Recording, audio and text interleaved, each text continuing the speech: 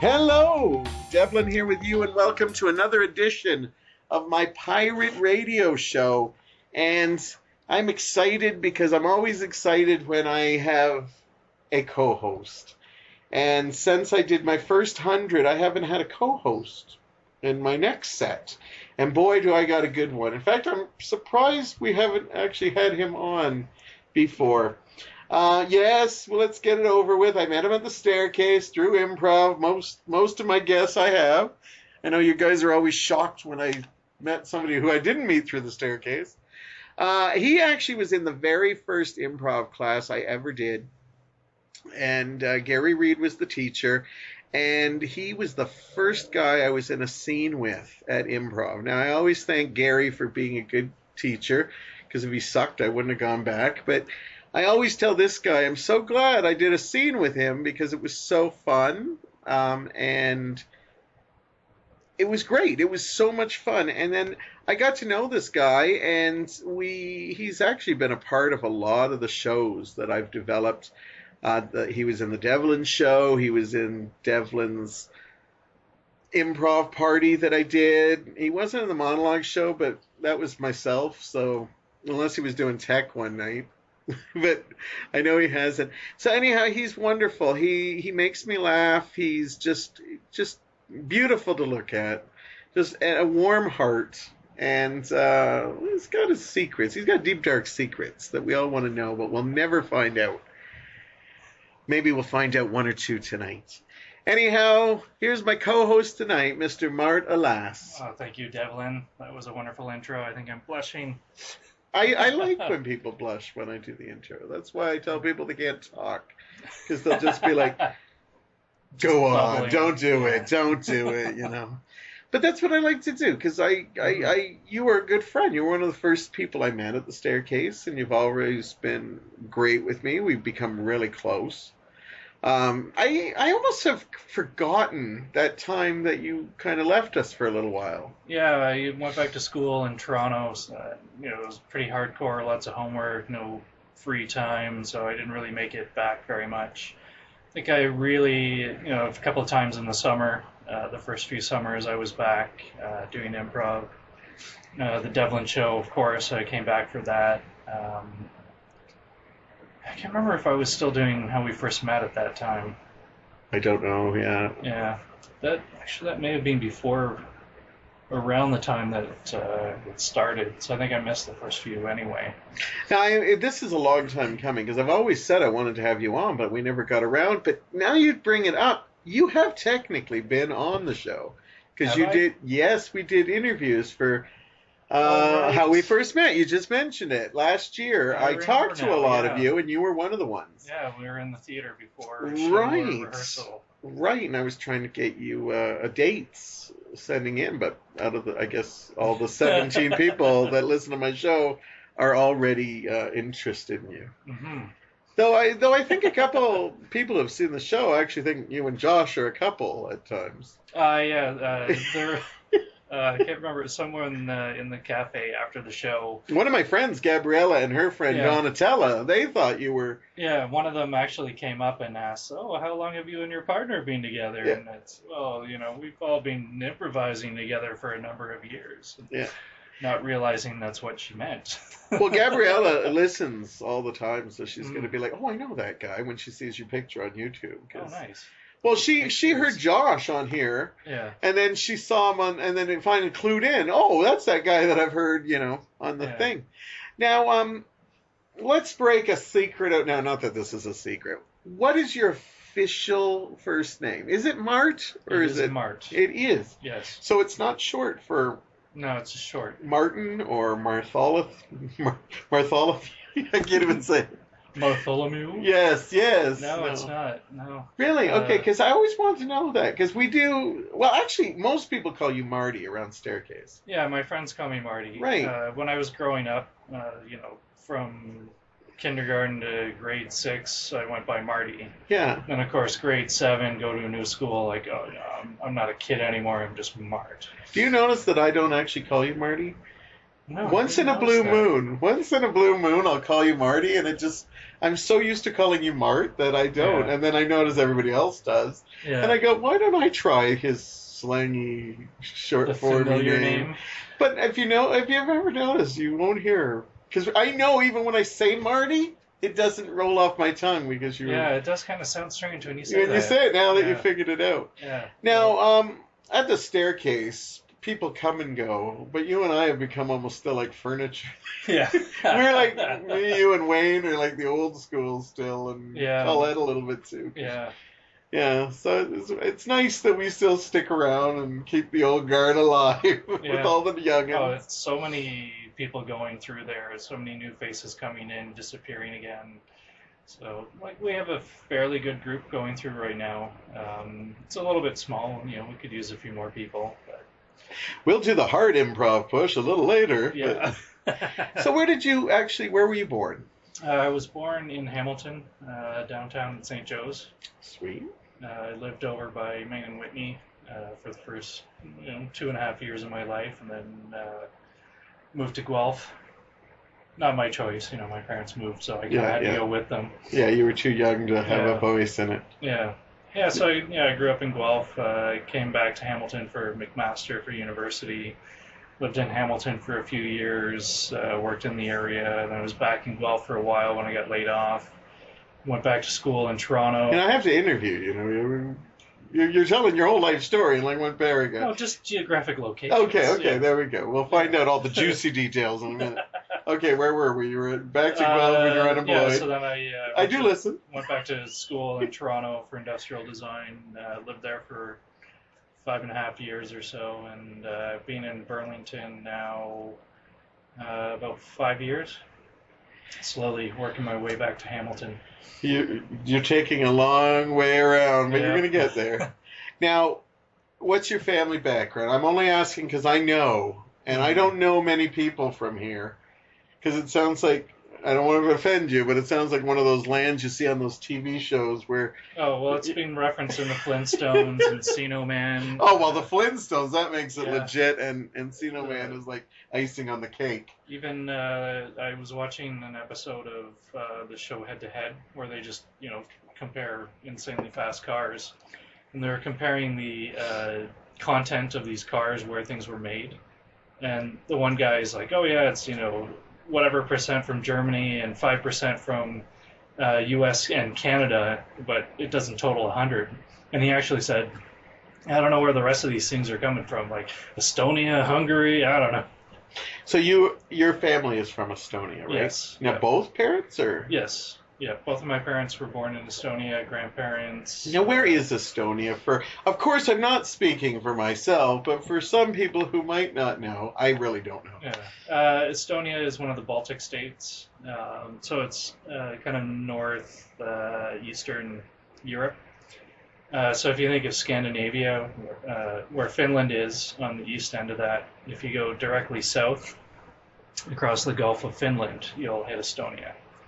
Awesome. Have you visited there? I've been twice. Yeah. You still have relatives there, right? A lot of relatives. A lot of relatives? Go ahead. I'm just checking. Yeah. That's what I do. Yeah, my dad and my grandmother actually went in 1990 before they separated from Russia. Just wanted to see what it was like under communist rule, and it was quite awful. There was nothing to be had. They had these things called dollar stores, where you had to have U.S. dollars to buy things like light bulbs and toilet paper, if it was even around. Wow. So then we went in 2004 when my dad retired. He took us, like the family, my mom, my sister, and I. Met some relatives there. Got to see the house that my mom lived in when she was born, which during the war was taken over and then later became an orphanage. And then somebody renovated and they're living in it now. That's pretty cool, though. Yeah, and then in 2012, we went back. So my dad found out that he had like this whole other side of his family that he didn't know about. Really? Yeah. How do you find that out? Well, what happened was I think it was in 1944, when the Russians were moving into Estonia. Germans were occupying. So when his father was in the German army and told my grandmother and my dad, leave, don't come back. He ended up getting captured, shipped off to Siberia. So it turns out he actually survived Siberia and went back to Estonia, got married again. Oh. And so my dad's stepmother still lives in the house that my dad lived in when he was, 6 years old when they fled the country. Wow. So in 2012, we got to meet, his stepmother and stepbrother. Wow, and jeez. saw the house. Like I'd heard stories about this house, and my dad had described some of the details. So to actually see it was amazing. Very cool. Yeah. Well, it's just so different because usually you meet people. It's like, oh, I'm from Ireland or Scotland. Yeah. I remember when you told me, I'm like, Estonia? What? I don't know what that is. Yeah. Do you think the Flintstones used it because Stone was in it? Probably. Yeah, I'm thinking. With Encino Man, right? Yeah. See, I never thought about it, but when you said Flintstones, I'm like, oh yeah, they probably used it because it was an easy one to use Stone in. Yeah. Yeah. Well, for a while, on my car, I had a license plate holder that said Rolling Estonian. And you didn't keep that? When I got a new car, the guy at the dealership just snapped it in half and threw it in the garage right in front of me. I'm like, really? Thanks. I can tell you right now, your dealership is not being displayed on my car. That's shitty. Yeah. So I never got around to getting another one. One day. Just write it on the side of the car. Yeah. I could probably make my own. So, what were you like growing up as a kid? Like, because I met you when you were a little older, so what's young, little Tyke Mart like? Probably far more energetic than I am now. He is the most tired person I know. I'm working on it. I know. My sister and I, the bright blue eyes, platinum blonde hair, children of the court and village of the damned sort of look. No, you weren't that feel though. It was no, just the not look. the feel, Yeah. just the look. I think it was, fairly. Just a typical. Yeah, typical carefree.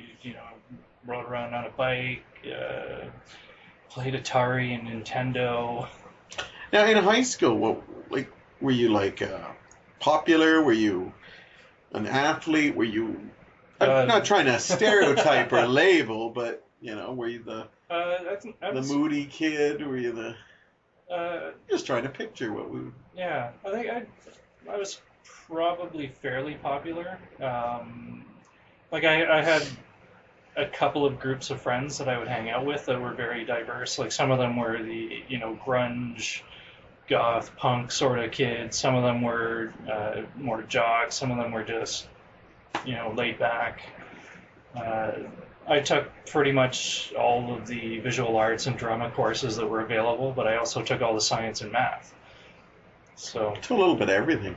Yeah, they still had grade 13 when I went through. I could have stayed for another year or two because there were more courses that I wanted to take. I didn't stick around that long, but I had a friend who did I think he did 3-4 years in 13 just because he didn't want to go anywhere else. Didn't want to go to the real world. No, he wasn't ready to go to the real world. I think they were going to give him a teacher's degree if he stayed a little longer, but they finally told him, I think you really should go. Yeah, you're being mistaken for a parent now. You have to go. Yeah.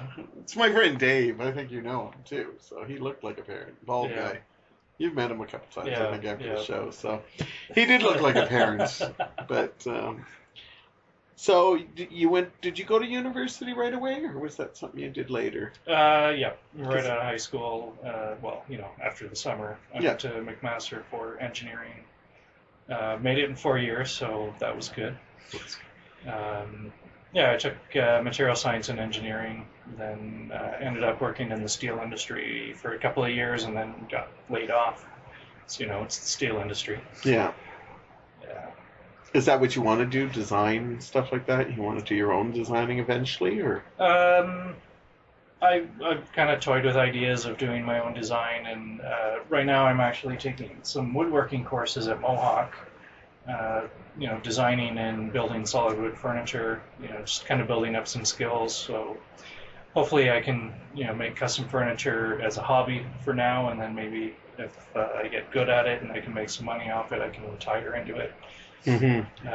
But for now, I'm starting a new job on Monday, so that's awesome. Very exciting and seems very promising. So. Yeah, because you were in the fun employed is a nice way of calling it. I've been calling it semi-retirement.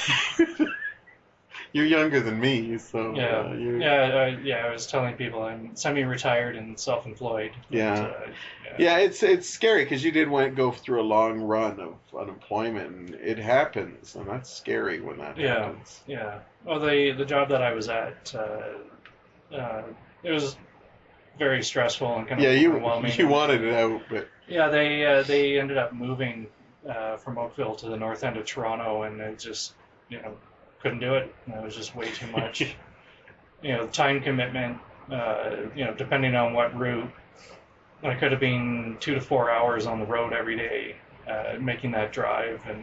And you weren't in love with the job, right? No, if you were in love, it would have been more of a struggle. Would I do it? But if it's like, no, this is kind of like a blessing telling me. Yeah, like the first few years, it was a great job, a lot of fun, a lot of creativity, and then just got bogged down and just drowning, really. So it's the worst when you have a job that's really fun and then it kind of turns around.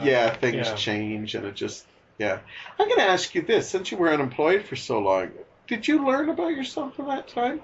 Yeah, I think I did. May I ask what kinds of things you learned about yourself? Because I always find when you have little breaks like that. That's when you start doing some serious thinking or taking on new hobbies or stuff like that. So what did you learn from yourself? Oh, man. Now I have to think. Oh, well, we do think here once in a while. Not too often. But yeah. What did I learn? You don't have to go in deep analysis, but one or two things that you said, I for a while, after I was out of school and when I started working, I found that I became very isolated and, felt kind of depressed, and then started kind of getting out of that. And I kind of told myself, if anybody wants to get together, do something, even if you don't feel like it, say yes. Get out there, be social. So now I'm kind of realizing, if I don't want to do something, then I don't have to do that. Yeah. I don't have to feel obligated. If I want a night in by myself, then I'm going to take a night in by myself. And you kind of need that, because it's one thing. It's great to be social, be out with people, but every once in a while you just need some time where I don't want to have to put on clothes, and I don't want to think too hard, or I want to do what I want to do. Exactly. And and it makes you cherish when you do go out with people more. Yeah. Because it's not just something I'm always doing this. It's like, oh, okay, I didn't do that yesterday, so we kind of miss it now. So Yeah, I kind of feel like in the past while I've been on call. Ooh, sounds very gigolo-ish. Yeah. Which you were thinking of doing if you didn't... Well, I wasn't quite there yet. No, I know. I kept calling you. But... I know. I'm here trying to build a career for this man. Yeah, baby steps. Yeah. And he was 1 week away, and then he got the damn job. Thank you very much. No, I'm just kidding. What were we just talking about? Yeah. I don't know. I heard the word gigolo. I'm gone. What you learned about yourself? So I quite often, I would just, I wouldn't make plans with people. I would wait for people to call me and hey, let's go do something. Yeah. So that's one of the reasons why I was jump on it, say yes every time. But now, I'm after a year and a half, spending a lot of time by myself with myself. I think I'm a little more comfortable with it. Yeah. So. Are you the kind of person? I ask this because a lot of people aren't. Could you go to a movie by yourself? I used to do that all the time and still do occasionally. I enjoy it. Like Yeah. I like it's always fun going. I always say it's always fun going to the movies with people, but you're not really talking through the Yeah, movie. So exactly. once the movie's done, like during, it's like okay, no more talking. Like Yeah. I don't mind the odd whisper here and there, but it's like, really, I'm trying to watch this movie here. Yeah. So I don't understand why people can't sit in a theater by themselves. Yeah. No, it's great. A few times, I think the last two Star Wars movies, I ended up going like the matinee on opening night. So you go at like 11 in the morning on the Friday. So it's perfect. There's nobody around. You get your choice of seats. Jackson Square starts showing movies at on Saturday and Sunday at like 10 o'clock, and it's half price. And I've been starting to go to these, and I'm loving them. I think it's great because then I got the whole day. Yeah. Because usually it was like running after work. Oh, I got to meet people, go see a movie. Now I get up early. I go hang out at the movies, and then I still got like an afternoon and an evening to go and enjoy myself. And I've seen the new whatever movie is playing that week. Nice. Yeah. And it's half price. That's cheaper. Yeah, that's a good thing. Much better. And for a while there, they were even showing old movies, but I don't think they're doing that anymore. So.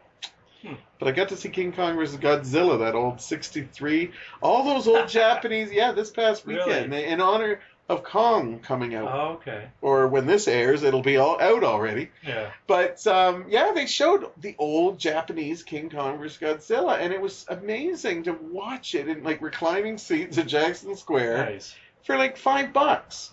And I wish, they'd show more, because really you need to see people walking around in ape suits and, bed dragons, and it was just awesome. My Sunday afternoons as a kid on what Channel is now 29. Yeah, that's now Fox, and when it was WUTV, I think. Yeah. They had the old kung fu movies and old Godzilla movies. I just loved watching those. Oh, I know. They're. Great.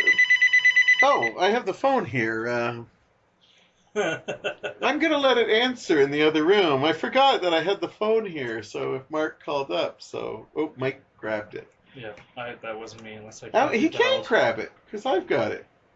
Okay, anyhow, technical flubs here, but we will deal with that later. I'll go put this out during our next segment.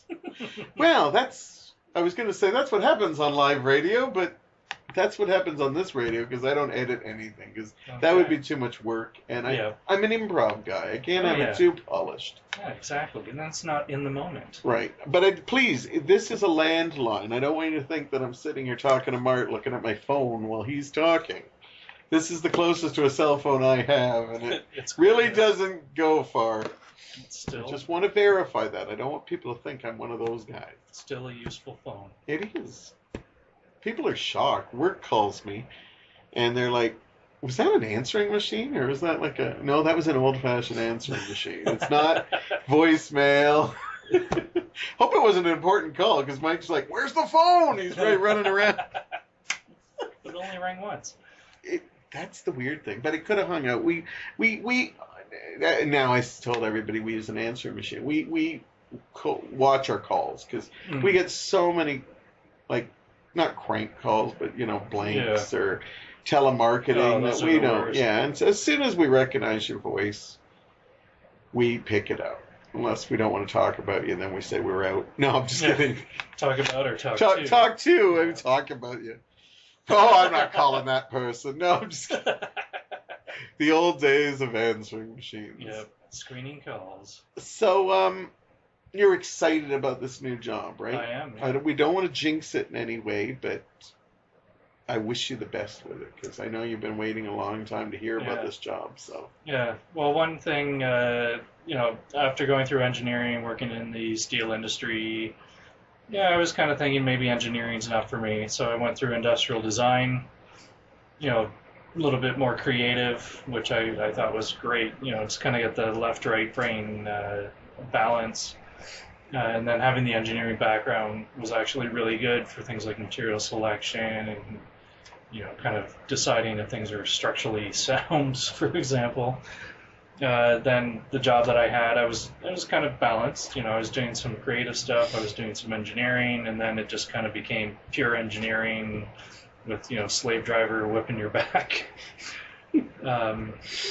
And in the past year and a half, when I've been looking for work,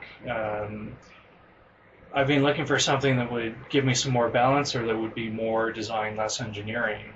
So this is definitely going to be a lot more design, less engineering, a bit of sales, customer service. So I think it'll be a good balance. I'm not going to be chained to a desk all the time. Now you'll be building stuff, right? Not necessarily. Like taking measurements to lay out kitchens, ordering the parts. Sorry, I was picturing you with a tool belt and a muscle shirt and... Oh, that's my hobby, the woodworking. Oh, that's your hobby? Yeah. Oh, I might need some stuff worked on in the house here. Okay, let me know. We'll figure something out. Sure, watch in your tool belts, and you can wear pants too, but muscle shirt. Yeah. And play with the wood, and okay, Yeah. we're getting a little hot in here. We have to turn the fans up a bit. Yeah. No, it sounds like it sounds like you're really looking forward to it. I am, yeah. And you're working again, which you were like, Which is always starting to think, am I going to work again? Yeah. Well, I had I think 2 interviews in the summer. Neither of them panned out. One of them, they thought my design experience was too junior. The other one, is high-tech industry, so my engineering was not what they needed. I even, tried some of the big box stores for part-time jobs, and got rejected by both, which I think from, the rejection letter, which was basically the same from both companies, it was, you're overqualified, but you're underqualified, and we figure if we hire you, you're going to be gone in 6 months, so we're not going to.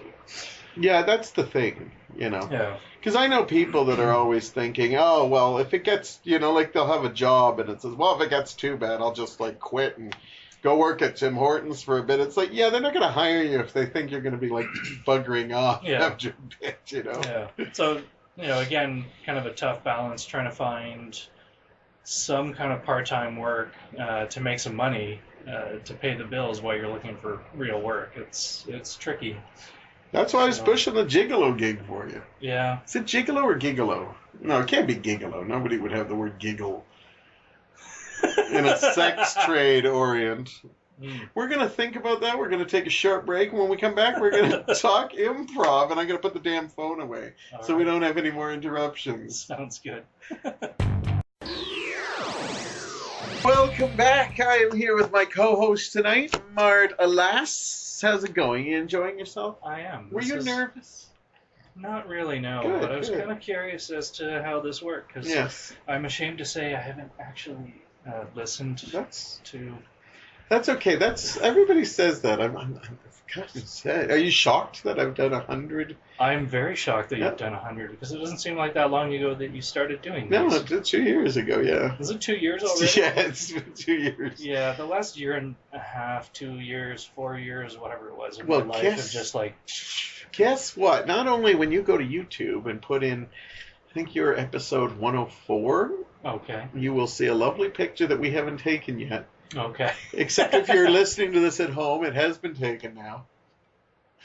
It's kind of a time travel thing, yeah. Because this is, well, Don't think about time travel. Don't think it about just it. messes you up. So anyhow, you can Yeah. go on YouTube and you'll see your lovely face there.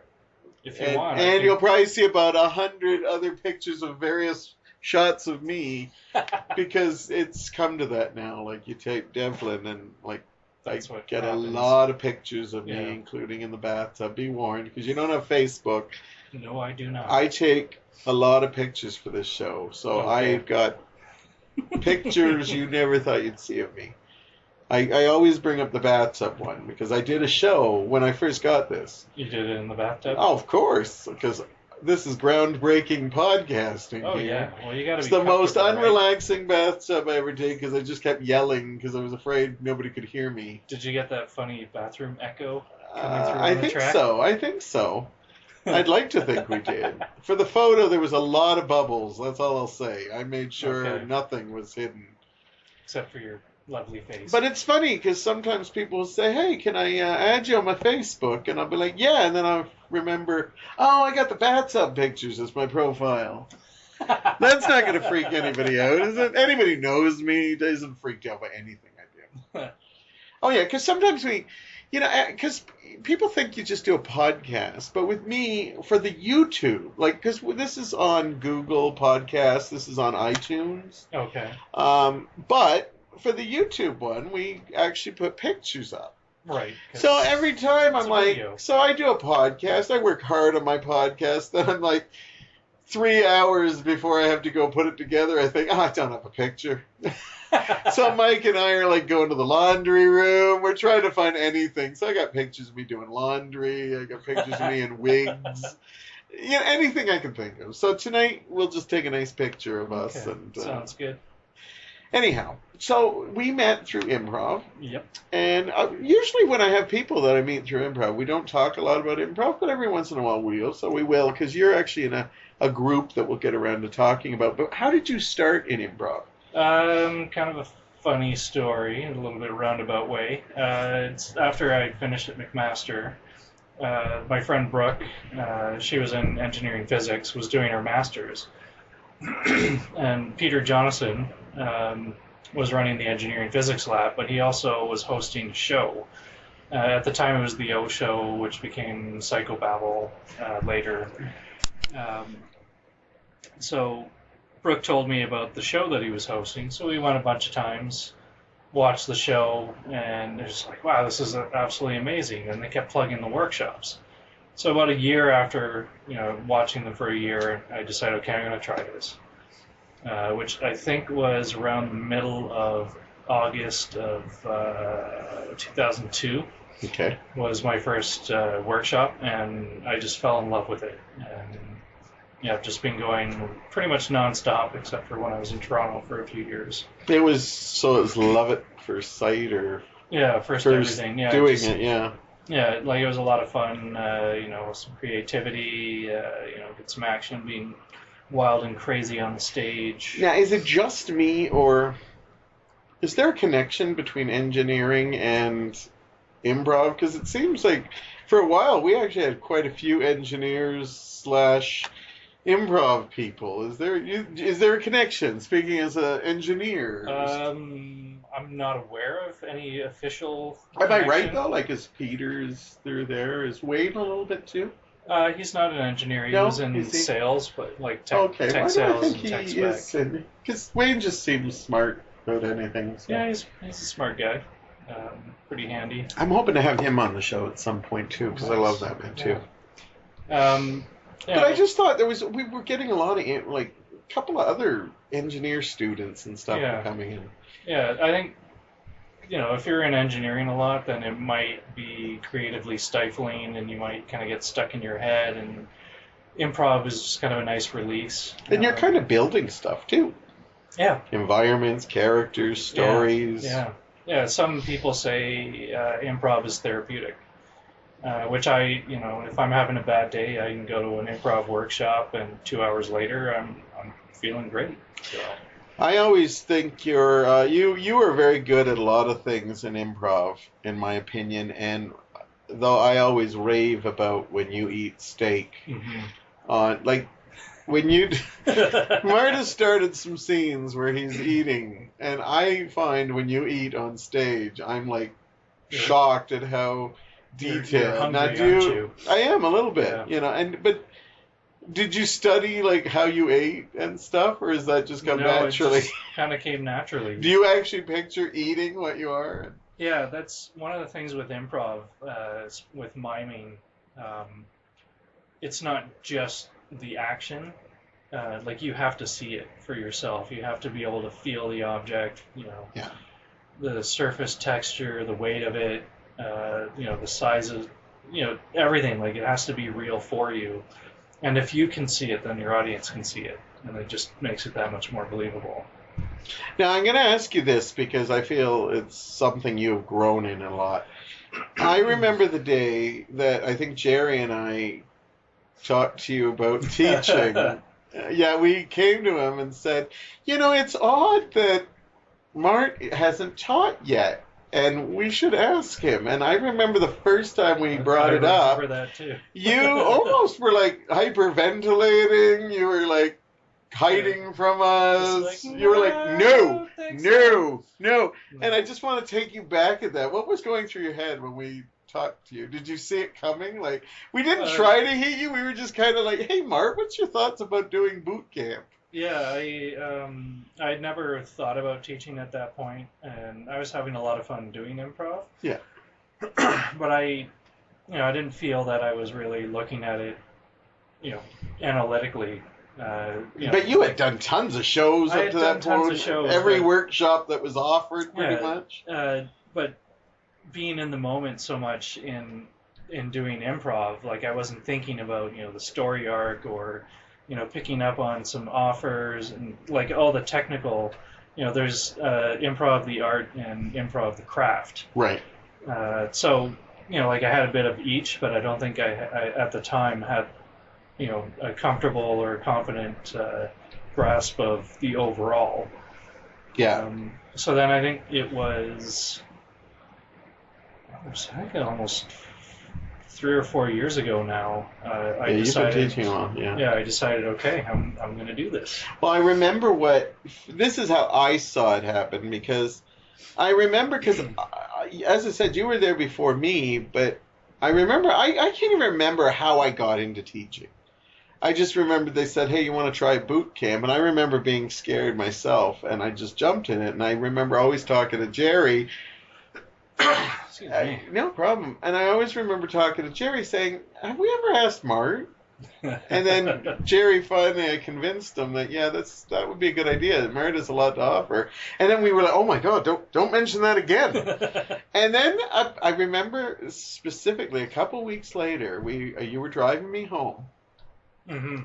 And just out of nowhere, you were like, maybe. And I'm like, oh, what was that, Mart? What was that? And you said, I've been thinking about it. Maybe it could happen. I remember that drive. I get the feeling that you had thought about it a lot in those weeks. Once it came up, it was stuck in your head. Still quite a while before I actually did. Yeah, not too bad, though, but within a year, I think.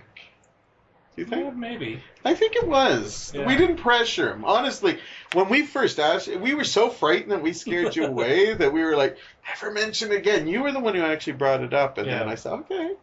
Then I talked with you and said, just go at your own pace. And I like the way you did it. Like, I think the problem is a lot of people jump into it too soon. Mm-hmm. I like that you had already done a lot of it. You weren't sure about it, but then you really assessed it before you committed to it, and I think that was great. Yeah. I even remember watching you, like me and Josh had to watch you when we were going through that one year up in the back row where we had to actually watch the newbies, which I felt really bad. Was that weird for you? Because we felt like the Statler and Waldorf from... Oh, that would have been hilarious. I know, but we were trying not to like react or anything because we were just kind of like, we're not here, Mart. We're not watching you try to teach, I think I probably knew you guys well enough at that point from improv and doing scenes and shows together that. But with me, it's like we were like two newbies. You had been there longer than us, and I felt, is this right? It was kind of like, when I went to my first advanced class, one of the first exercise they did was we had to like give notes to like the people like that did a thing, and I'm thinking, wait a minute, this is my first class. I don't think I'm prepared to give notes to people who have done shows, trained in different areas, and I'm thinking, so I said, I really don't feel comfortable doing this. Mm-hmm. Because it was weird. It was just like, I want to make friends here. I don't want to be like pissing people off, Not to mention, I didn't even know what I was doing yet. Yeah. Yeah. Well, I had really, done limited notes as well, giving notes. So for teaching, not only having to know what I'm talking about, but being able to comment on it, it kind of took me a while, and like you were saying, from the get-go to when I actually did step up and start teaching, I was trying to think about it a bit more and pick up on more of the subtleties. And are you glad that you did it now? Oh yeah, it's a lot of fun. the past while I had been teaching more the beginner workshops and some of the advanced ones. Now I'm taking this woodworking course on Monday night, so you can't do. Not. And so they have to schlep me in every once in a while to fill in a gap. Like, he's still with us. We bring him out every once in a while. Yeah. I think I got one coming up in a couple of weeks. Oh, nice. It's not that I don't want to. It's just I always have to book it because it's like I don't know if I'm working that night, right? Yeah. So I always have to write, can't work past this time. Yeah. But I still love it. I'm going through. I don't know where I belong in improv, but the teaching aspect I still really enjoy. Yeah.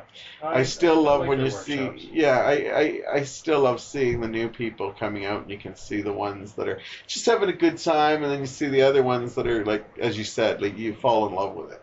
Yeah. Because I remember that moment that I'm just like, I can't get enough improv. Yeah. Well, there are also the people that are scared stiff and look like a deer in the headlights. On stage. Absolutely. Now you do know you're still heavily into improv, and now you have a group that you've been doing several shows now with. Yeah. Right? We're called the Understudies. So we formed last year. We did our first show on June 24th, and then we did the Fringe Festival. That's awesome. So we did 9 shows in 10 days. Was the Fringe exciting? Because it also seems like a lot of work. Luckily, we were improv, so there was not much in terms of prep. We had no set. You didn't have any it was memory dialogue. Yeah, the overhead was kind of low that way. But still, 9 improv shows in a row. Yeah. That's a lot. That is a lot, yeah. So luckily, we kind of had the first weekend, to kind of get into our groove. Then we had a day off, and then we, did the run for the rest of the week. Met some great performers, saw some great shows. I think it was only maybe 2 years prior that I even found out about the Fringe Festival, and went to see a whole bunch of shows, met lots of great people. And so to actually be involved with it and have that, a bit more of a connection with other players. I've been going to the Fringe. I don't get to go a lot, but I know I've gone a couple of years to support some Friends shows and stuff, and it's really wonderful if you get the chance, and if you're listening out there, do it. Well, and it's not just in Hamilton, it's all over the place. Yeah, the first year I went to see 2 shows because I had 2 friends doing shows, and I ended up seeing about 10 shows altogether. Because I just how have I never heard of this before? Yeah, well, it's a wonderful way to support artists and to see a mass of different things. And that's the fun thing, is that if you take chances on some shows that you don't know. Yeah. Because I remember I went to one of the shows and I thought, well, I need to kill time. So they had 2 shows close by, so I picked one.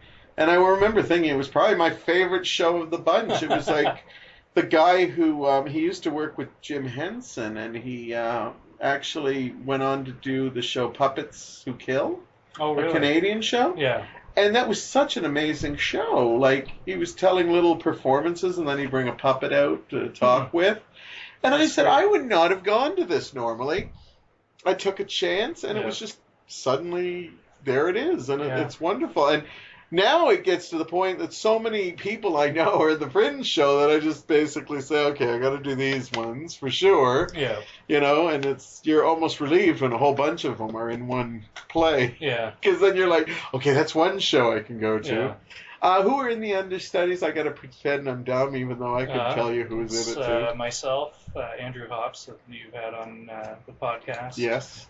Adriana Alfano, and Christy Bolton.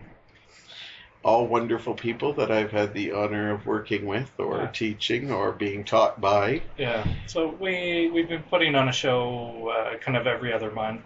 So we have one coming up March 31st. Yeah, you can promote that one because we haven't aired yet. So. Okay, perfect. Yeah. Some people promote shows, and I'm like, you realize it's going to be over by the time. But no, that's perfect. You can still, unless they're listening to it in 2019. But well, that's great. They're still listening. There you go. Yeah, and if they turn up, we'll put something on for you. Yeah. So it's called Fake News and Friends. Okay. So kind of a satirical look at what's going on in the world right now. March 31st, 8 o'clock at the Staircase on the main stage. Yeah. I think we're going to have some posters out and some more information for tickets. Do you have like a web page or a Facebook page or something? I think we have a Facebook. You're not on Facebook, so I'm you not don't on know. Facebook. So I will talk to Andrew to see if you have one, and then we'll put a Yeah. little link to your YouTube. Let- Are you literally checking it now? I know it's. He's literally checking it now because Mart does not believe in Facebook. I actually have a shirt that Harrison got me that says, "Yes, it's true. I'm not on Facebook." We put him on Facebook a lot, though, so his face is always seen regularly. I just don't know it. Yes. So have you found out if you have a web? This is not good promotion. You should know. Well, Even if you're not on Facebook, you should know if you're on Facebook or Yes. if you're on Twitter or. yeah. Well, I was pretty sure that we are. But, yeah. So Facebook, we're the Understudies Hamilton, all one word. And then I think we're on T's Twitter, is it not? I think so. I'm Yes. not on Twitter. Oh, okay. But I don't Yeah. have a shirt that says, yes, Yes. I am actually not on Twitter. Yeah, we're on Twitter and Instagram, and both of those were at Understudies Ham. Okay, so what we'll do is, if you're watching this through YouTube, we'll try to get some links to that. Yeah. And when I say we, I mean Corda, because I don't do that kind of stuff. Yeah. I do the podcast. She finds out we get the links. Yeah. And she loves doing it. We have an email address as well. Oh, please. Yeah. So it's theunderstudieshamont at gmail.com. And are you still single? Should people email you there, or would you prefer that at a personal? We'll talk about that later. Okay. Because you were single when we did How We First Met a couple of years ago, so I just thought, anyway, This we is can the get you some improv excited. section. Yes, we okay. already talked about me in the first half. See, he gets out of that. He's got. So I pay attention. He has sometimes. relationship issues, ladies, but he's a catch, I'll tell you. Yeah, well, once I kind of figure out the new job, then maybe Before look we at get to dating more again. understudies, I love talking about this because when we've done How We First Met for several years now, and the weeks of rehearsal and doing the show, Mart and I become an old married couple. And because I always write him, and he knows the show's coming up because I always write him and said, "Are you okay driving me home from rehearsals?" And he's usually fine. And lately, we've actually picked a day that we usually go out for dinner. And oh my God, that lasagna! I still rave about that steak lasagna. I don't think I can look at beef lasagna anymore. Yeah, That was so good. it was so good. I have had some like normal lasagna since then, which I still enjoyed, but just hunks of steak and a lasagna. Yeah, we went Amazing. to West Town, and Yep. it was a special. It was a special. So it's not something they always have. Yeah. But we decided, I was even going in not thinking lasagna. Yeah, I don't I don't very even know what seldom, I was- unless I go to like a Pizza Hut, and they don't even sell lasagna anymore. And then we both got lasagna, and we were just like, I remember I was like, So "Is good. this a sausage?" And you Yeah. said, "I think that's steak." Yeah. And because I'm not a steak eater, so and I'm eating this like this is the greatest lasagna Yeah. I may have ever had. Well, the Caesar salad was really good. That was good too, yeah. Garlic toast. And I don't It was rave about perfect. salad. Look at my size. I'm not I could use a salad right now kind of guy, but that was good salad. Yeah, and so, but we become an old married couple, and it's wonderful because after the show, we mingle with people. Oh yeah. And we usually mingle separately for a long time, and then we sometimes come together with a group. But normally we've got our own fans and people we hang out with and Yeah. stuff. And then there's a lovely moment where I always I don't know if he catches me, but I sometimes look over at him, but I always catch him looking over at me. But he gives me that, "Are you ready to go? Is it time?" Look. And then I'll be like, "Yeah, whatever you want," and stuff. And then we just get our coats on, say goodbye to people together. And I even told Mike, I said, for that week, it's like I get a relationship with Mart. Yeah, it's So nice. It's a nice feeling. We're that comfortable. Yeah. After one show, I remember we were sitting together, and at the staircase, there's a couple of us that were close. We hug, and I remember you were Yeah. kind of in my arms, and Yeah, it's I snuggling was on the just couch. snuggling. And I remember that those ladies were like, "How long have you been together? You guys have made such a great couple." And I go, "No, actually, we're not. Yeah. He's straight. I got somebody at home." But Yeah. I love that people see that, and they don't. Like, to me, that's a wonderful thing. Yeah, it's nice. yeah, when people think that you're a couple just because of the chemistry that you have, that to me is awesome. And because you're a hot guy, it makes it even more awesome for me. Now I'm blushing again. So the Understudies, are you going to do the Fringe again, or you got some more shows? We're going to do Fringe. I think it's in the works. We're trying to get the Staircase for June 24th again for kind of anniversary birthday show. Okay, cool. So stay tuned for that. After the end of March, then we'll do June, and we're also going to use that to promote our Fringe show. Which is usually in July. July, yes. Late July. Second or third week of July. I can't remember exactly. I know it's right in the middle of the summer usually. So we're doing 10 shows. Nice. For that, and I believe the Swipe Right for Love format that we used, which I heard was really good. I didn't get to see it, but I heard it was really good. Oh, it was a lot of fun. So we're kind of going to do a slightly condensed version of that. Nice. Maybe tweak it a little bit to fit it into an hour nicely. Is this something that you guys might take on the road at some point? Are you going to just primarily use it at the Staircase, or? We're always kind of talking about trying some other venues and expanding and see what we can do. So once Fringe is over, we'll kind of take a bit of a break and a breather, doing 10 shows. You have to. Yeah, just kind of look at our options and what directions we could take it. Excellent. I saw your Fringe show, and it was a lot of fun, and they're amazing people and improvisers, and you should definitely check out their show. As I said, you're meeting Mart today, but Andrew is pretty much a regular around here. So, well, we met through the podcast. He's one of the people I've actually, because he kept coming out to Improv, and he'd come over and talk to me and said, "Oh, you mentioned on the podcast." Oh. And then one day he drove me home, and I said, "We've become friends, but you know me more from the podcast." Right. And he goes, "Yeah, that's how I know a lot about you." And then we just started getting to know each other, and I go, "That's odd that I've made a friend through the podcast." Because he was, just as I started is when I met Andrew, I didn't know him. Then I noticed whenever we talk, he'd bring up stuff that was in the podcast, and I'd be like, "That's an odd way to make friends, but I like it." The first time that I met Andrew, I don't know if you've heard the story. No. It was a Tuesday night, I guess about 2 years ago now, in January. It was my birthday. I think it was Adriana had kind of set up this bit of a party, some pizza and cake and whatnot. So Andrew was there, and then he's just, his first time out to the advanced class, first time that we met. He's like, "Oh, I'm so sorry.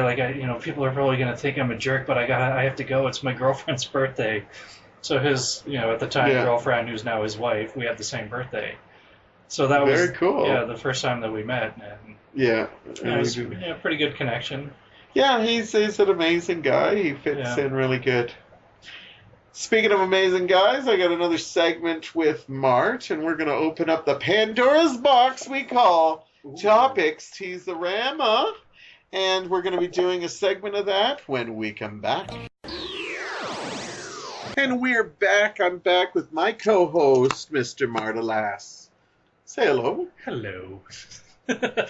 He's like a train puppet. Isn't it great? Okay, Mart's here, so we're going to play some Topics Tease-O-Rama. Now, this is a regular thing, and since Mart has listened to every episode that I've ever done, just joking. I feel terrible. No, why?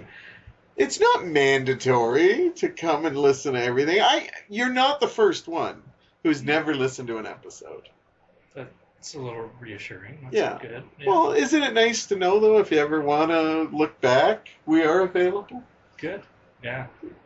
We put the segments, so if you're not interested in things, you can just skip those. Oh, perfect. See, we think about things. Easily digestible. Yeah, Mart was concerned, but a lot of people come on the show, and I said, it's not mandatory. I'm just glad you're here. But who knows? Would you listen to one with your voice on it?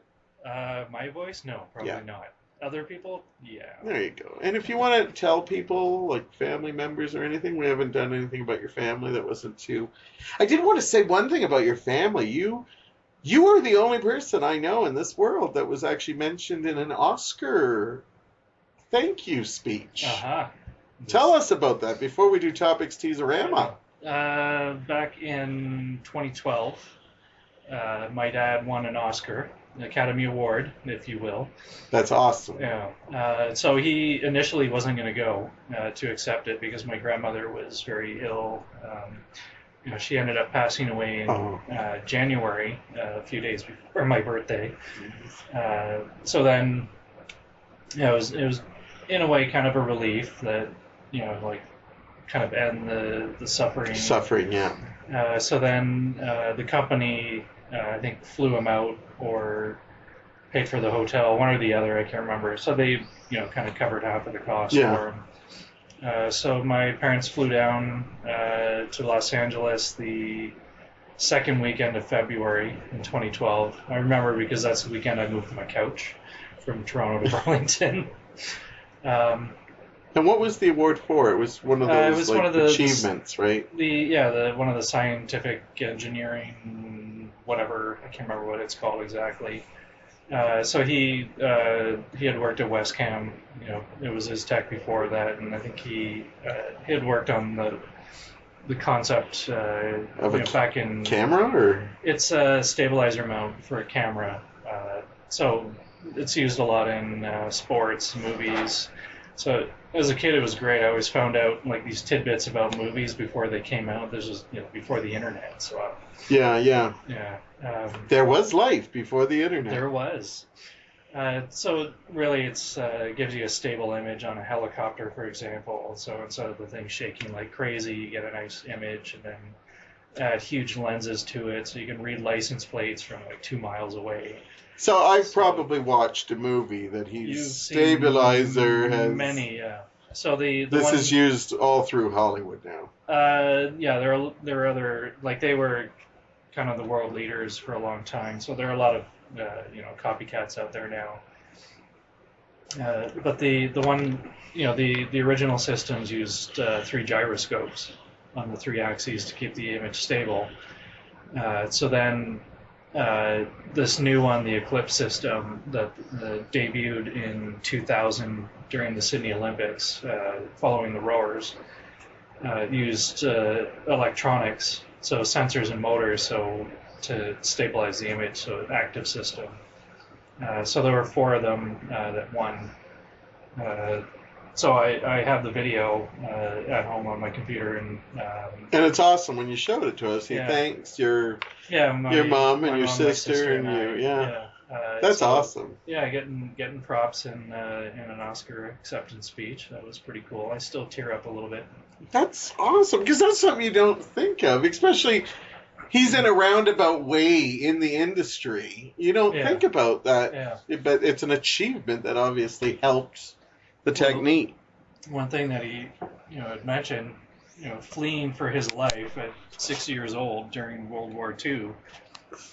Never would have imagined that he would end up winning an Oscar. I know, for just doing your job and coming up with stuff. That's awesome. Yeah, so it was great. Okay, so you've never seen Topics Tease-O-Rama, but for our regular 19 or whatever we're at, people that listen to this regularly, they love this segment because basically we get to talk about a wide array of subjects. Okay, it's usually, pop culture, smutty, but we might throw in something political to make us look, somewhat thing. And we just talk about it until we want to, until we're bored of it. If it's something we're passionate, we could use the whole 20 minutes on it. Sounds like most of the time we hit about 6, 7, or 8, so we're 6, 7, 8 minutes, or topics? Topics in the segment. Speed round. So you are going to read it out. Now you have got a clock set for I got a timer set. 20 minutes. Tell me when to go. And why don't you grab one in your hand, and then you can hit that, and then you can read it right away so we don't waste any seconds on this. So read it and then hit the timer? I hit the timer right now, and then... Okay. Timer is going. There is an alarm on this. Could you become a vegan? Ooh, interesting start. I don't think I could, because bacon.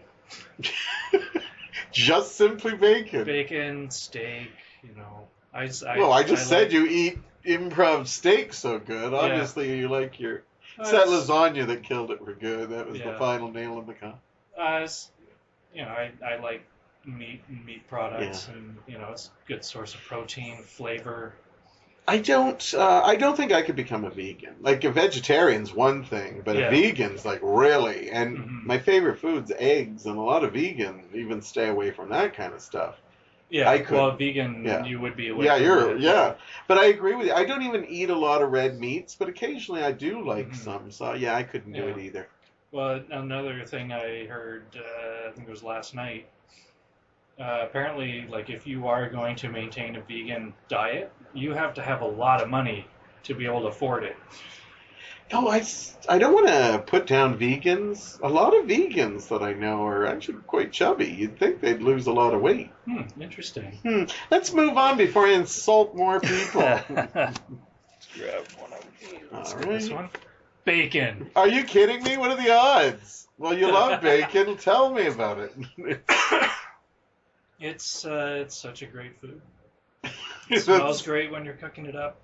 It tastes great. He's tearing up. That's what the coughing's all about. He's actually curious. I miss bacon. I haven't had it in a couple of hours. Here's I actually had some this morning. Did you have bacon today? I had bacon today. Last night. Okay. We actually, after Improv, we went to the West Town and had a BLT and fries. Sweet. Yeah, I cooked up some bacon this morning. So. So another comment that I heard from bacon is is probably like the only food or meat that as you're eating it, it makes you more hungry and like ravenous for more. Ah, that would make sense because it's a high. Yeah. How do you like your bacon? Do you like a certain way or? Not too crispy. Yeah. I like to. I'm a crispy man. Yeah. It's just if it flakes apart, it's not. It's bacon bits. It's not real bacon. That's a really deep thought. I'll tell you a really horror story. You'd consider this a horror story. When I was a little kid, I actually choked on bacon. Me too. Did you? Yeah. But I actually stopped eating bacon because I feared bacon. Oh. And then about, literally, I'm talking almost 20 years later, I decided to jump back on the bacon. I go, I can't believe I gave this up for 20 years just because I was such a stupid little kid thinking bacon's trying to kill me. When I was much younger, I had this habit I didn't chew enough before I swallowed. So if I took a big hunk of bacon, a couple of chops, and then tried to swallow it, I did the same thing with spaghetti. I would choke on it because I wouldn't chew it enough. How come I'm picturing a dog? You know how they go, and it's gone. They have that, it's like, holy shit, chew. Yeah. Enjoy the damn flavor. It was a duck or a goose, just like. Yeah, I know. You didn't get to see the visuals. It doesn't translate on radio. Okay, we've loved bacon enough. Let's bacon's good. How'd you get bacon after the vegan one? I know we don't have hundreds of topics here, but. TV show you would like to promote right now? Anything you're watching that you want to promote, or just an old favorite you want to promote? There are so many shows that I like that I could talk about. Just one. Just one. I just finished watching season 2 of this show called Roadkill. Okay, you were just telling me about it, in the break. Yeah, so these guys, 2 guys from Hot Rod Magazine, they go to wreckers or buy junker cars from people, fix them up, and either in their shop if they can, or usually what they do is they fix them on the spot so that they can drive them to finish working on them a bit, to get them drivable, and then they'll drive halfway across the country to do some kind of challenge, and it's just absolutely amazing. That sounds fun. Yeah, in the last episode of season 2, one of the segments, they were driving around in a 68 Dodge Charger that had a 440 from a motorhome in it. And it was on a rally school course, and they were just going full on Dukes of Hazzard around it. It's just Awesome. Awesome. Yeah. The show I want to promote is Riverdale, but I did a segment on it last week, and people are going to think that I'm too in love with that show. See it, watch it. It's So good. I'm going to give it. Yeah, I'm glad you're watching it too. Yeah, Friday I'm gonna watch whatever the next episode is when it comes out. It's really good. But the shout out I'll give is a show called Superstore. If you're in retail, watch it. You'll laugh your ass off. It's a comedy with Mark McKinney and America Ferrera, I think her name is. If you're in retail, it's funny as hell. It's kind of like a Walmart, Costco I've never heard show. of it. No, I'm gonna have to look at I it. absolutely stumbled on it, and especially if you know retail, it's funny as hell. You'll get it. Give us another topic there. All We right. Promoted our television. Promote podcasts too. What Winnie the Pooh character are you most like? Are you familiar with the works of Winnie the Pooh, whether Disney or E.E. Cummings? I believe that's the guy who does Winnie the Pooh. I think lately I've been a little Eeyore. Eeyore? Yeah, but hopefully I'll kind of recoup a bit into a Tigger in the next couple of months. Have you been a Tigger before? When I was younger, I was far more energetic, and when I first started improv, I was one of those wily, crazy types. Then I kind of settled with age. Well, because I made a joke that you were one of the most tired people I know, and I'm not trying to mock him. It's just every time I come in, how you doing? I'm tired. Yeah, I've been a lot better in the past year and a half, I think, than I was the couple of years previous. Mike always says he's Eeyore.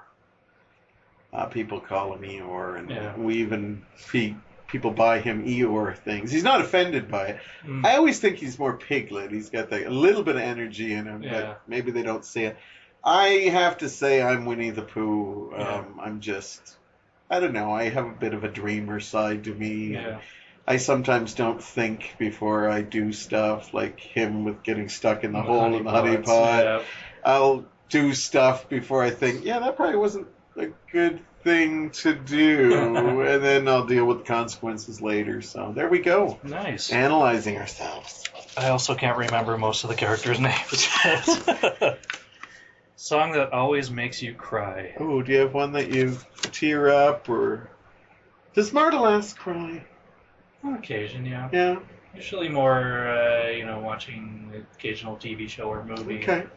I don't want to make you sound like you're cold. It's just I'm just wondering. Is there a song that gets you emotional? I can't really think of a song that has made me tear up. No, nothing new. What's a song that you just look forward to hearing that maybe people would be surprised at?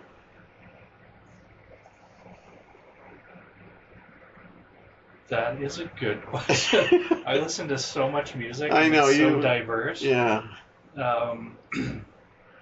So diverse, he doesn't remember the emotions it gives. What's one of yours? Okay, crying? My God, do you know me?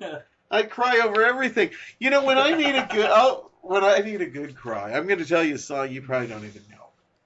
And we're back to Disney again. Why am I looking at the? Sorry. Hey now, shuffle. There is a song in the movie Oliver and Company, a little Disney movie when they weren't going through a good phase. Hold on, my hip is acting up. I got to stand up. Oh. Anyhow, at the very beginning, Huey Lewis sings a song called Once Upon a Time in New York City. And it's the opening sequence where they put all the cats that are in sale, and all the cats are taken. It's just like free kittens, except Oliver, and then it rains, and he's getting flooded in the box. Yeah.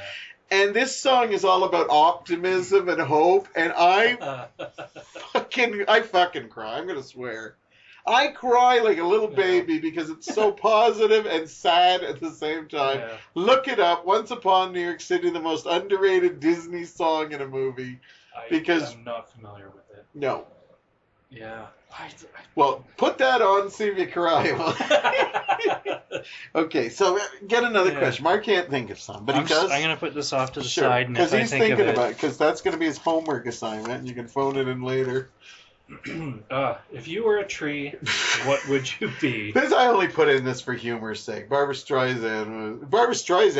Walters, was known to ask this, and people are like, Barbara, you used to be a hard-hitting newswoman. I don't even have an answer for this. I'll have to think of something. Let's see, what would I be? I think a good. It just sounds funny. I'm a good mighty oak. How do you answer this question? I'm gonna go somewhere, between like a teak and a mahogany. I was about to say, you're studying woodworking now. You should know your woods and trees and stuff. Yeah. Just because it's hard or durable, or what are you they looking are for? hardwoods. Some of my favorite furniture is made from teak and mahogany. Like I love mid-century modern furniture. One of the first projects that I did in my first course, it was supposed to be this hallway bench that looked like it was from Laura Ingalls' house. Okay. So I kind of modernized it a bit and threw some curves on it, and it looks quite good. Also, you sexed up a little house on the prairie piece of furniture? Yeah, sort of. Yeah. He's sexify modified little house on the prairie. Okay, so it's interesting. Some of these woods, they have like a really rich, deep grain, which I think it sparkles. It's great. Nice. Well, I wish I could give a detailed answer like that, but I'll go with an evergreen or a tree because I'm full. Yes. How about a mighty redwood? No, I don't see myself as that. Yeah, you have Ewoks running around. I know. I'm thinking more of the fact that, at Christmas you can bring me in the house, sparkle me up because I'm sparkle. Use me and throw me away. We'll go with that. I'm going with that. Didn't you have little Christmas light earrings too? Yes, I did. Yeah. I'll go with the Christmas tree. I give joy and then they just throw me aside. Okay, that's too deep. Okay, Let's move it along. Yeah. I liked your sexing up the little house on the prairie furniture, though. Oh. If you could be a celebrity for one day, there you go. Who would it be? And would it be an artist that wrote songs that made you cry that you can't think of right now? Celebrity. Or any person. Well known. Be weird if you just said some random guy you knew at the gym or something. Or Jim, have you seen me? Have you seen me? I'm not going to the gym either. Well, that's why we haven't seen each other. There you go. We should hit the gyms. Yeah. Oh man. No celebrity do you want to be for a day? There's a lot of good celebrities out there. Just pick one. He's looking around the room. Lots of celebrities around here. I got a couple in mind. Just trying to. He's narrowing it down. Well, I should be thinking of mine while he is. I don't know. See, here, this is a dilemma for me. Do I want to be a woman for a day? And just. I don't know. Or do I want to be a guy? Because being a gay male, I can see the advantages of both. Indeed. If I picked someone like, maybe Chris Evans or something from Mr. Captain America himself, would I just stay home all day and admire my body? Or hit the gay clubs and be more popular than I've ever been at a gay club? Or would I be a Scarlett Johansson and visit some of the guy friends that I know? You could be both. Would that be wrong, though? Would you find it weird if Scarlett Johansson just propositioned you? Would you be thinking, I think that might be Devlin being a celebrity for a day? I think I could probably roll with it. You could live with it. Well, then, there's my guess. I'll take both. Well, if I had to throw one out right now off the top of my head, I would go with Nathan Fillion. Oh, he's very popular. Yeah, well, he's Canadian, for one. Is he Canadian? Yeah, he's Malcolm Reynolds from Firefly, among other things. He's been on every show ever made, I think. He's been in a few things. He's in Castle. He is... Every once in a while, though, you actually think of a show and think, yeah, he was in that too. He is actually, Instagram is the only thing that I'm on. Yeah. And he's probably the one and only celebrity that I'm actually following. Nice. On Instagram. So that's a good one to pick. Yeah.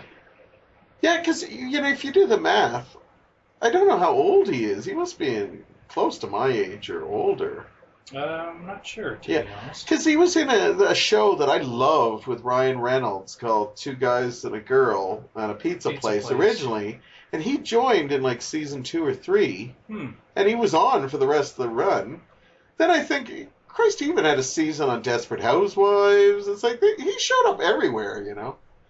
I know in an interview he said he loved Desperate Housewives, easiest work he ever did, because it was such a big cast that he'd basically just lay on the lawn and read and collect money. Yeah.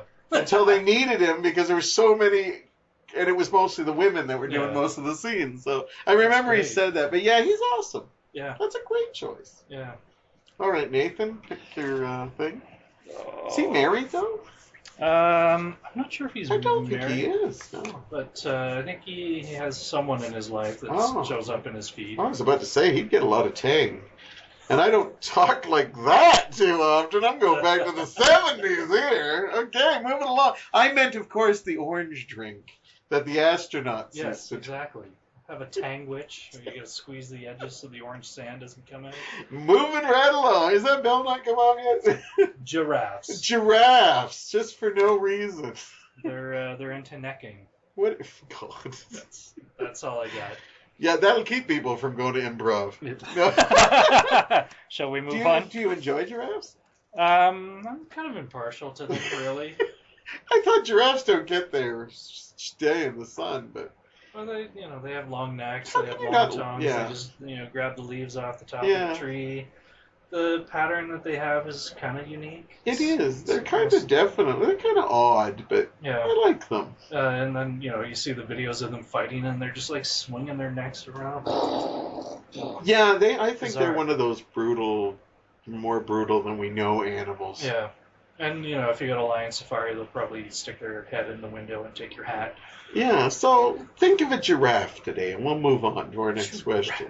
I like that giraffes got a little bit of play here tonight. Oh, boy, this is another tough one. Favorite luncheon meat?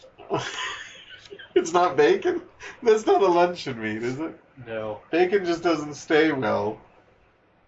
Well, for a while I was on smoked turkey, but I'm so sick of turkey now. You should become a vegan. No. The grocery store that was kind of in my backyard when I was living in Toronto, I went there, every week or so or every couple of days to get groceries, and I'd get more lunch meat. And the girl at the deli counter, it got to the point where I was walking up and she said, "Hey, turkey." Oh, no wonder you want to change it. That's not good for... It could be worse. It could have been chicken. Yeah. Well, good smoked ham is good. Mortadella is nice. I like salami, but it's not really that good for a sandwich for lunchtime. It is good for... They use salami for pizza subs at Mr. Sub. And that's my favorite. I like a pizza sub, but I remember asking for pepperoni, and they go, "We use salami." Huh. And I didn't know that, because I'm not a big salami fan, and here I've been eating it all along.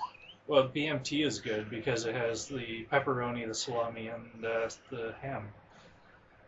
So it's kind of got all the bases covered. I'm not as fluent in my luncheon meats, but every once in a while I like a nice all-beef bologna.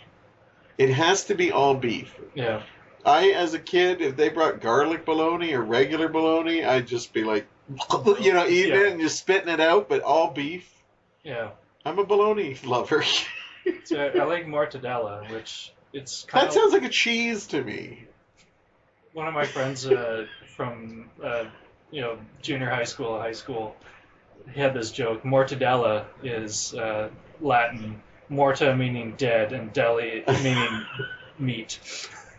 So dead meat. That's Mortadella, dead meat. Well, it sounds classy, but it almost sounds too classy for a luncheon meat. I've described it as it's adult bologna. Adult. That's awesome. Yeah, like it. They should put that on the package. It's kind of like bologna. Like it's a very similar color and texture, but then it has like the white, fat nodules in there. It's bigger diameter. As though it sounds pretentious. You know what's pretentious? How they spell bologna and how it sounds. That's pretentious. Bologna comes off as a low-class meat. Then you see how it spells its name. Bologna. Bologna from Cologne. Give us another thing, even though I can talk about luncheon meat for hours. Justin Trudeau. Oh, we've got to do a Politico one, apparently. A political one, apparently. Though some might consider him luncheon meat.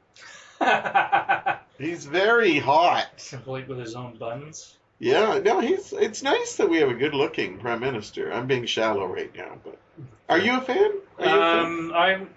I'm not overly political. Yeah, me neither. But I think. Thank God this is our time. last one, but we'll finish this topic and then we'll go. Just stop this. I think it'll be very interesting to see what happens, and it's kind of refreshing to have someone that's younger. I think so too. I think not stuck in the old rut. My problem right now, like I really like him. Like not only I'm not trying to just be shallow, you know. It's I like that, you know. I go on a site called Famous Male Forums, which is a really shallow gay man that just post every hot picture of a celebrity, and I like that our prime minister shows up in this list, you know. But anyhow, the only thing I want more from him is I don't think he's really done much. He just does like photo ops a lot. Like you see him always like waving and but I don't hear him doing stuff. So I think it's time for him to step up and start showing that he's going to do more than wave. And could be stuff happening in the background that we don't know about. Absolutely. When it's the right time, then they'll make announcements. But I have seen that I guess his popularity has gone down a little bit. Not that I read the polls or believe them or, you know. Well, there was another thing, you know, they were talking about. Actually, you know what? I'm not even going to say it. Oh, wow, he thought about it. All right, well, Justin, keep doing a great job. And, hey, a nude shot wouldn't hurt you with those polls, you know. The polls will rise, and not only the polls, but I'm not talking about just gay men. Their polls rising, but okay, we've left it smutty. Political polls, yes. Did you enjoy topics, Tease-O-Rama? This is one of our favorite. What did we get? How many did we get? You're taking that one home to figure out. 1, 2, 3, 4, 6, 7, 8. Oh wow! So 9.5. Well, yeah, because you didn't answer the song one, but you're going to take that home with you, and I'll think about it. You're going to listen to every song and see if you cheer up. Every song I have and see what happens. He's going to mail that in and let us know. It might be the 2019 re-release by the time I get through all my music. That's all right. We'll have you back just to tell us the song that makes you cry. All right. And we'll go look at giraffe videos and see if we can give them more love next time. Because I think the giraffes helped us get that high number because we were just like, it's a giraffe. Yeah. Guess it would have been worse if it was an animal we didn't like. At least we gave some props to the giraffe. Well, even going from vegan to bacon, we still had things to say about bacon. Crazy. Yeah, and we brought it up at luncheon meat too. Mart, I had a great time. I hope it was a lot of fun for you. It's about time we finally did this. Yes, I kept saying it. Yeah. I would have had you on sooner if you listened to the show. No, I'm just kidding. No, that was a burn. That's not a good way to end this. No, you know I love you. Oh yeah. And we will do this again soon. It'd actually be fun. We should get Dad and you. Oh. And the three of us. That could be fun. Yeah. So I haven't seen him in a while. Yeah, he's doing well. Good. This is talking, you know. Yeah. This is the after show. This is the after show. Yeah, no, he's doing really well. We're talking about Mike Manich. He's been on too, a couple times. I follow Leslie on Instagram, so I get to see Mike and Leslie and the kids. Once in a while. Well, you know, I know this is gripping entertainment for you all, but did you know that? No, I better not tell. I'm going to tell you a little story about Dad afterwards. Anyhow, Mart, thank you for coming in, and we will have you back and have some fun. And would you like to say some final words? Bacon. No, I'm good. Bacon. All right, you think about what song makes you cry, and I will talk to you next week.